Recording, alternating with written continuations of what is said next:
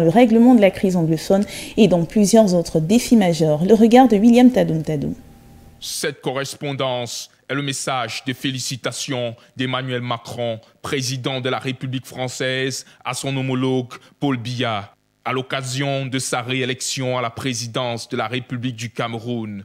Au-delà des formules de courtoisie et des civilités, Emmanuel Macron a saisi cette opportunité pour renouveler l'engagement dans la continuité de la France à accompagner le Cameroun, à répondre aux aspirations de sa jeunesse, à une progression vers le règlement définitif de la crise anglophone, à la formulation et à l'implémentation des initiatives de réforme pour le développement socio-économique des zones victimes des affres du terrorisme et de la secte islamique Boko Haram.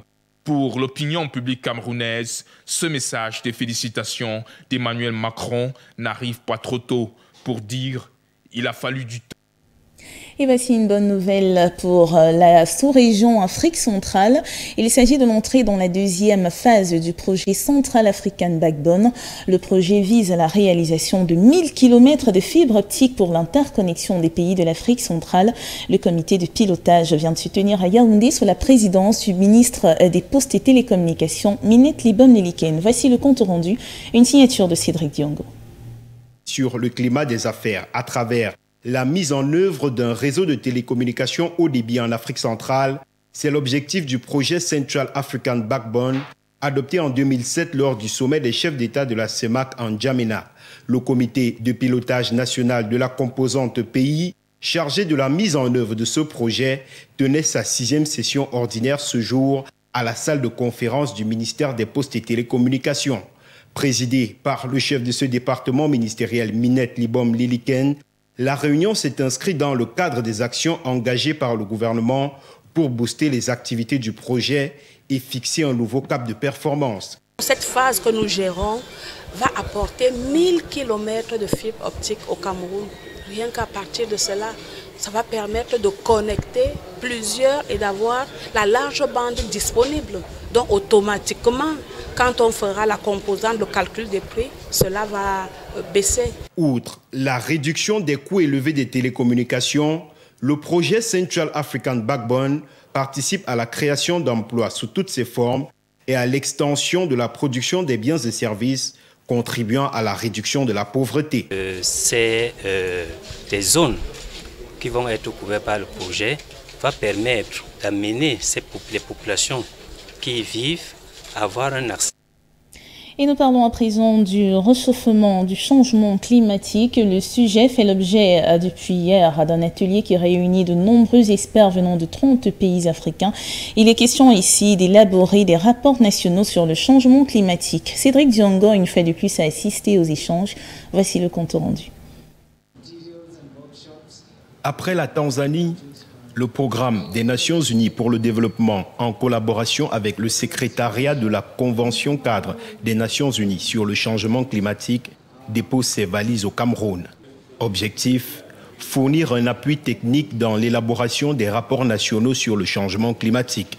Principaux concernés, l'Afrique australe, orientale, centrale et septentrionale. Pour l'Afrique centrale, la ville de Yaoundé accueillait ce jour une 60aine d'experts dans le cadre d'un atelier dont le but majeur est d'améliorer la coopération sud-sud en matière de lutte contre le changement climatique.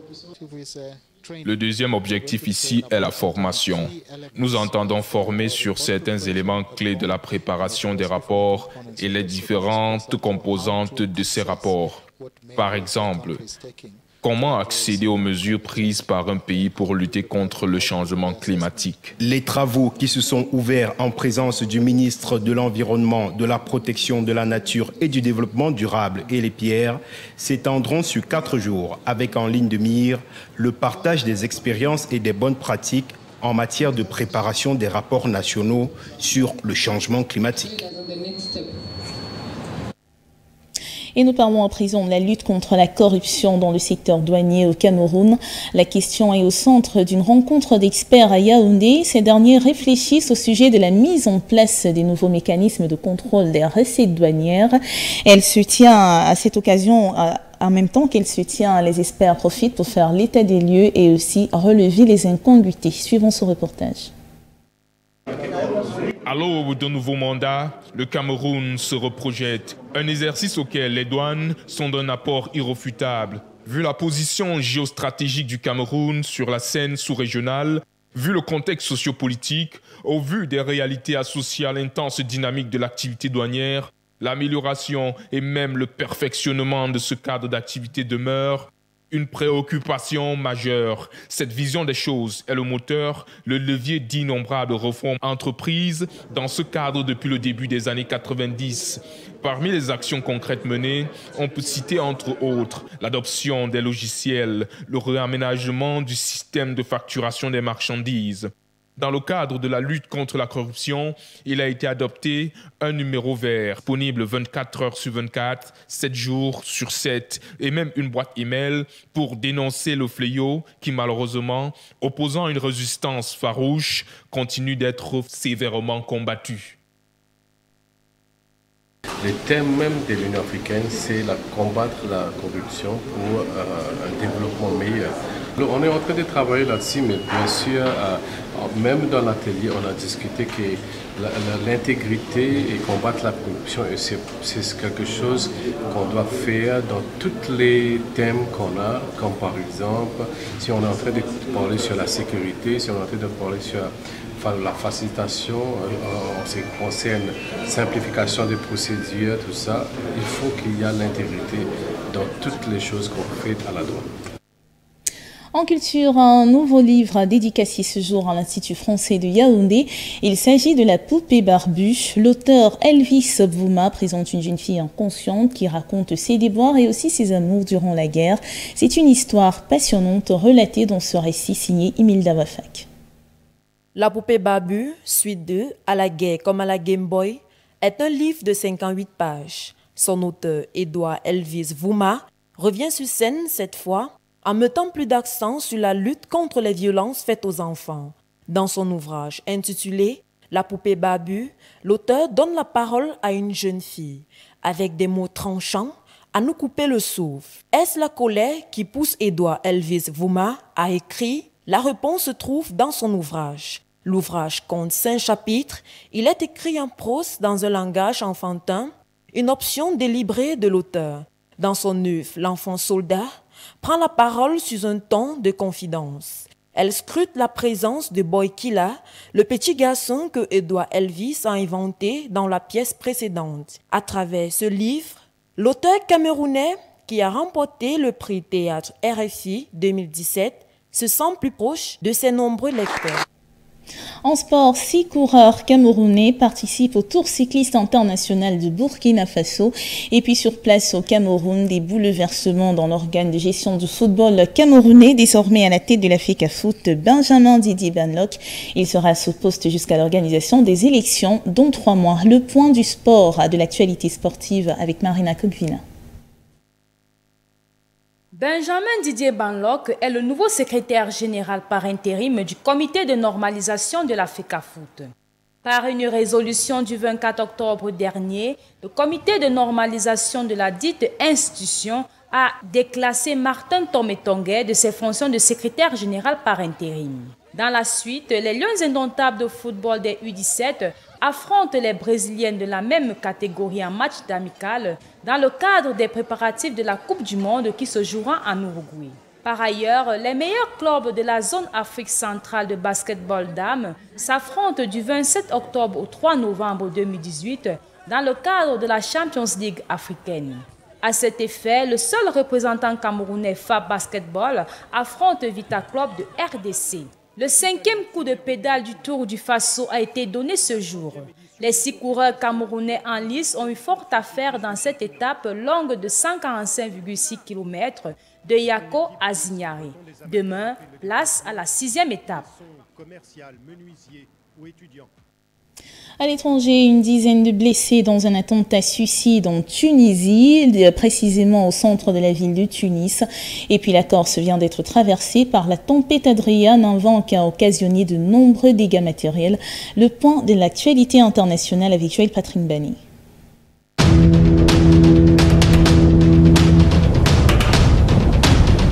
L'avenue Habib Bourguiba, dans le centre-ville de Tunis, a été le théâtre d'un attentat suicide. Une femme s'est fait exploser lundi autour de 14 h. Les enquêtes au sujet de cet acte se poursuivent. Le bilan fait état de 20 blessés, dont 15 policiers et 2 enfants.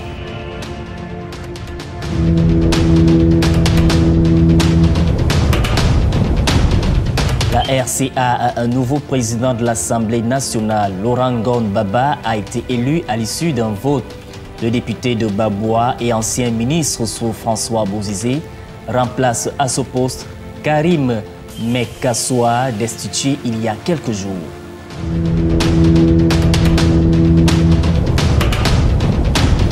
Toute la Corse du Nord au Sud est secouée depuis lundi par la tempête Adrian.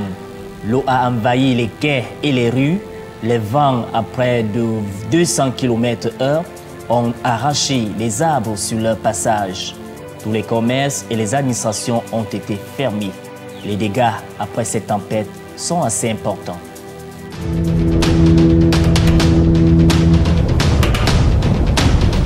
Pour empêcher la caravane des migrants centra-américains fuyant la violence et la misère dans leur pays et pénètrent le territoire américain, le président Donald Trump entend les parquer dans les villes de tentes dont l'envoi à la frontière mexicaine a été annoncé par l'armée.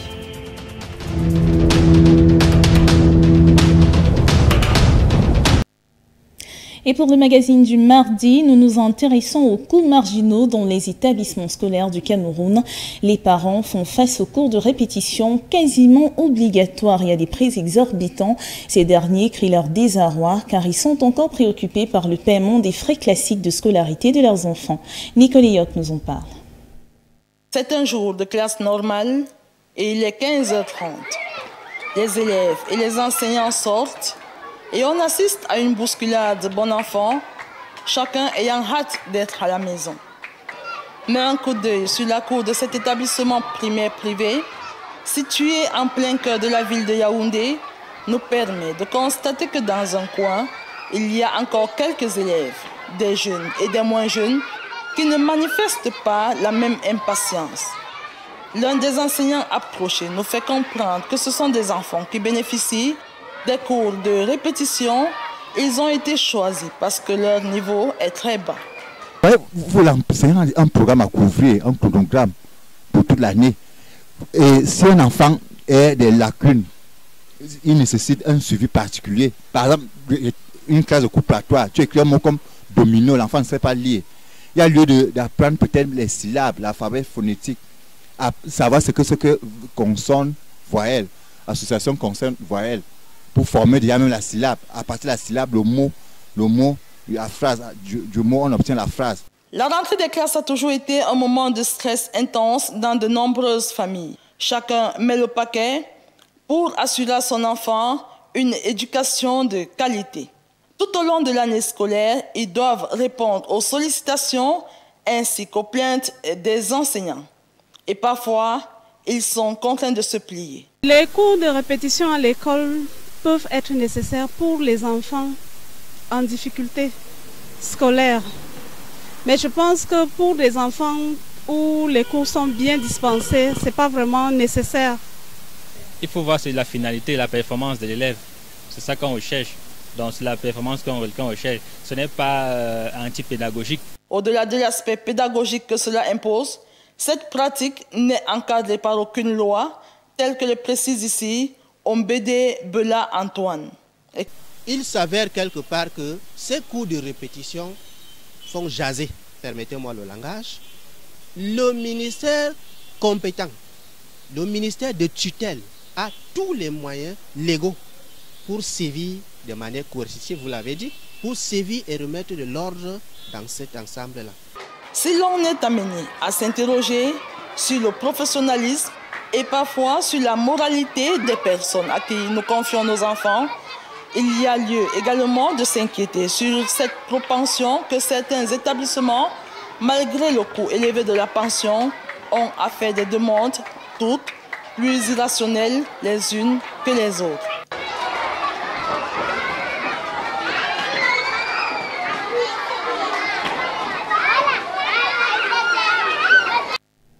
Le 20h se referme sur HTV. Nous vous invitons à rester fidèles au programme de votre télévision. Je vous retrouve demain 20h, s'il plaît à Dieu. Au revoir à tous.